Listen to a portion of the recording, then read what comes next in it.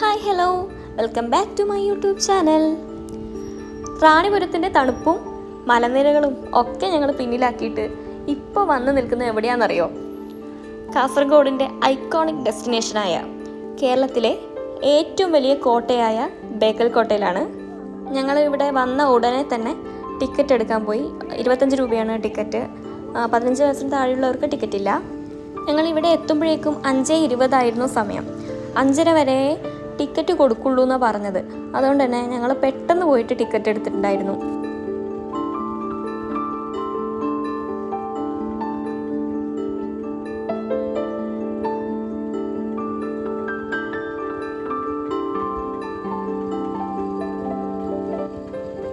നല്ലൊരു ക്ലൈമറ്റ് ആയിരുന്നു ഈ സമയത്ത്. അത്യാവശ്യം നല്ല മഴക്കോളും അസ്തമിക്കുന്ന സൂര്യനൊക്കെ ആയിട്ട് നല്ല ഭംഗിയുണ്ടായിരുന്നു. അപ്പോൾ അതിന് എൻട്രൻസ് എന്ന് വെച്ചാൽ തന്നെ നല്ല ബ്യൂട്ടിഫുള്ളാണ്. ഫുൾ ചെങ്കല്ല് കൊണ്ടാണ് ഇത് സ്ഥാപിച്ചിരിക്കുന്നത്. അപ്പോൾ നമ്മൾ അതിൻ്റെ ഉള്ളിൽ കയറുമ്പം തന്നെ ഒരു ക്ഷേത്രമുണ്ട്, ഹനുമാൻ്റെ ക്ഷേത്രമാണത്. അപ്പോൾ ഞങ്ങൾ അവിടെ ഉള്ളിലൊന്നും കയറിയിട്ടില്ല. പുറത്തു നിന്ന് പ്രാർത്ഥിച്ചിട്ട് ഞങ്ങൾ അങ്ങോട്ടേക്ക് തന്നെ ഉള്ളിലേക്ക് പോയി. ഇവിടെ എത്തിയതിന് ശേഷമാണ് ഞങ്ങൾ അറിയുന്നത് 6 മണിയാവുമ്പം കോട്ട ക്ലോസ് ആക്കുന്നത്. അപ്പോൾ അതുകൊണ്ട് തന്നെ ഞങ്ങൾ പെട്ടെന്ന് എല്ലാം കണ്ടു തീർക്കേണ്ട ഒരു തിരക്കിലായി. വേഗം എല്ലാ സ്ഥലത്തും ഓടി ഓടി നടന്ന് കാണാനുള്ള ധൃതിയിലായിപ്പോയി. ഇവിടെ വെച്ചിട്ടാണ് ബോംബെ മൂവിയിലെ ഉയിരെ സോങ് ഷൂട്ട് ചെയ്തത്. നമ്മുടെ അരവിന്ദസ്വാമിയും മനീഷ കൊയ്രാളയൊക്കെ തകർത്തഭിനയിച്ച പടം. അപ്പോൾ നല്ല ഐക്കോണിക് വ്യൂ ആണ് ഇവിടെ കാണാനുള്ളത് എങ്ങ് നോക്കിയാലും. ഞങ്ങൾ പോകുന്ന വഴിക്ക് ഓരോ സ്റ്റെപ്പായിട്ട് ഓരോ കിണർ പോലെയൊക്കെ സ്ഥലം കാണുന്നുണ്ടായിരുന്നു. പക്ഷെ അവിടെയൊന്നും ഞങ്ങൾക്കൊന്നും ഇറങ്ങി നോക്കാനുള്ള സമയമൊന്നുമില്ല. എല്ലാം പെട്ടെന്ന് കണ്ടു തീർക്കുക എന്നൊരു ലക്ഷ്യം മാത്രമേ ഉണ്ടായിട്ടുള്ളൂ. അതുകൊണ്ട് തന്നെ എല്ലാം നന്നായിട്ട് ആസ്വദിക്കാൻ പറ്റിയിട്ടില്ല. നമുക്ക് ടൈമില്ലല്ലോ.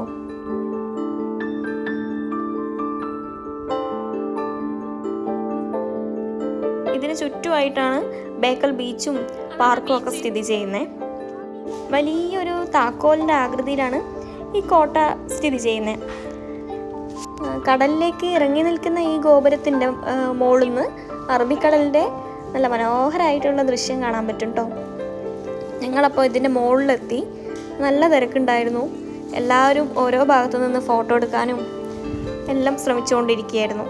ഞങ്ങളും അതിനിടയ്ക്ക് എങ്ങനെയെങ്കിലും ഒരു സ്പേസ് ഉണ്ടാക്കിയിട്ട് അവിടെ നിന്ന് ഫോട്ടോ എടുക്കാൻ നോക്കി. എന്തൊരു ഭംഗിയാണെന്നറിയോ ഈ ആകാശം കാണാൻ. ഭയങ്കര ബ്യൂട്ടിഫുള്ളാണ്. നിങ്ങൾക്ക് കണ്ടാൽ മനസ്സിലാവും. ഭയങ്കര എന്തോ പഞ്ഞിക്കെട്ട് പോലത്തെ ഉള്ളൊരു ക്ലൗഡാണ് ഇങ്ങനെ നിൽക്കുന്നത്. അപ്പോൾ അത് കാണുമ്പം തന്നെ നമുക്ക് ഭയങ്കര ഒരു സാറ്റിസ്ഫാക്ഷൻ കിട്ടുന്നുണ്ട്.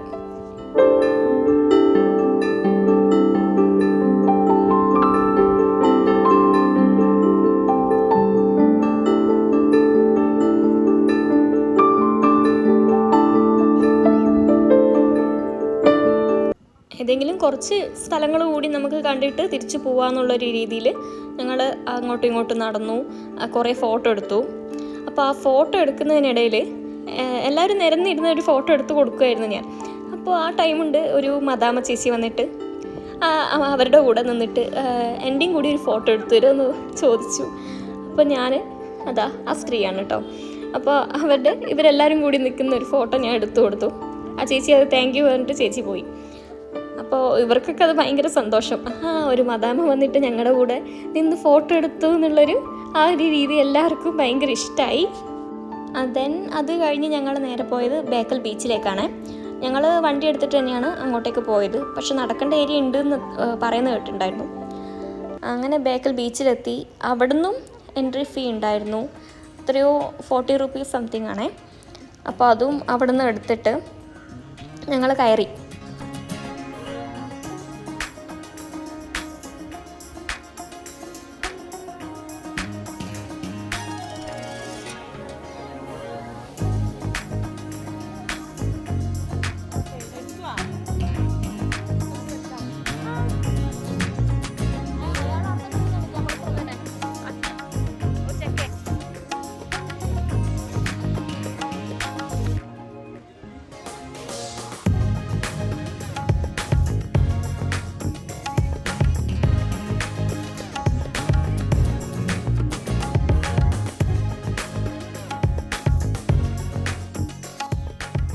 നമുക്ക് ഫാമിലിയോടൊപ്പം ടൈം ചിലവഴിക്കാൻ പറ്റിയ ഏറ്റവും നല്ല സ്ഥലമാണ് ഈ ബീച്ച്.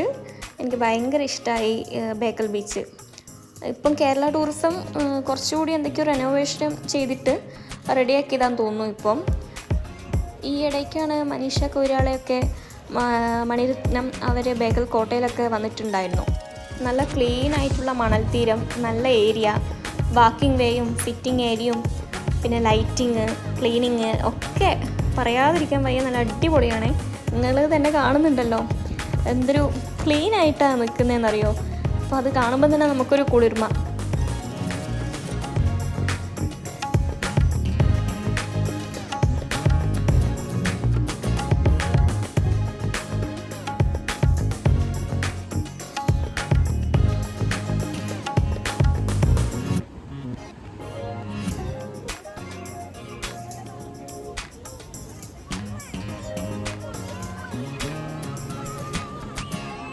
ബേക്കൽ കോട്ടയുടെ മുകളിലാണ് ഈ സൂര്യൻ ഇങ്ങനെ അസ്തമിച്ച് നിൽക്കാൻ പോകുന്നത്. അപ്പോൾ അത് രണ്ടും കൂടി ഒരൊറ്റ ഫ്രെയിമിൽ എന്ന് പറയുന്ന പോലെ ഭയങ്കര ഒരു സാറ്റിസ്ഫൈഡ് ആയിട്ടുള്ളൊരു നിമിഷമാണ് കേട്ടോ അത്. അങ്ങനെ കുറേ സമയം കടലിൻ്റെ അവിടെ നിന്ന് ചിലവഴിച്ചിട്ട് ഞങ്ങൾ നേരെ തിരിച്ചു. മക്കളൊക്കെ ഒരുപാട് കളിച്ച് തിമിർത്തിട്ടുണ്ടായിരുന്നു കേട്ടോ. അത് കഴിഞ്ഞ് അപ്പോഴേക്കും അത് ആ ചന്ദ്രനും വന്നു. അമ്പിളിമാമനെ കാണാൻ ഭയങ്കര ഭംഗിയുണ്ടായിരുന്നു ആ സമയത്ത്, സൂര്യനും അമ്പിളിമാമനും.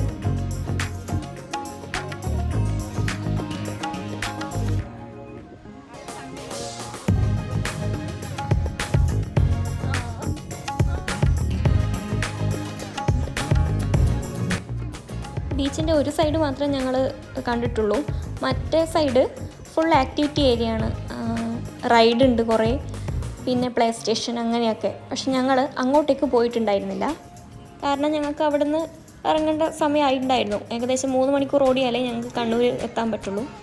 അപ്പോൾ അവിടെ നിന്ന് പെട്ടെന്ന് തന്നെ ഇറങ്ങി ഞങ്ങൾ നേരെ ഇന്ത്യൻ കോഫി ഹൗസിലേക്കാണ് പോയത് ഭക്ഷണം കഴിക്കാൻ. അപ്പോൾ അതൊക്കെ കഴിച്ച് ഞങ്ങൾ നൈറ്റ് അടിച്ച് പൊളിച്ചു. DJ ഒക്കെ ആയി എല്ലാവരും ഡാൻസ് കളിച്ച് ഇന്നത്തെ ദിനം അടിച്ച് പൊളിച്ചിട്ടുണ്ടായിരുന്നു. അപ്പോൾ മറക്കാൻ പറ്റാത്തൊരു ദിവസമായിരുന്നു. കാസർഗോഡ് യാത്ര അടിപൊളിയായിരുന്നു. കുറച്ച് സ്ഥലങ്ങളൊക്കെ ഏകദേശം ഞങ്ങൾ കവറാക്കിയിട്ടുണ്ടായിരുന്നു.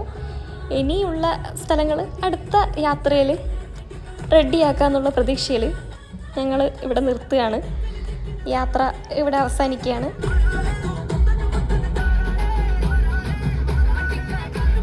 വീഡിയോ കണ്ട എല്ലാ പ്രേക്ഷകർക്കും നന്ദി. Thank you and by.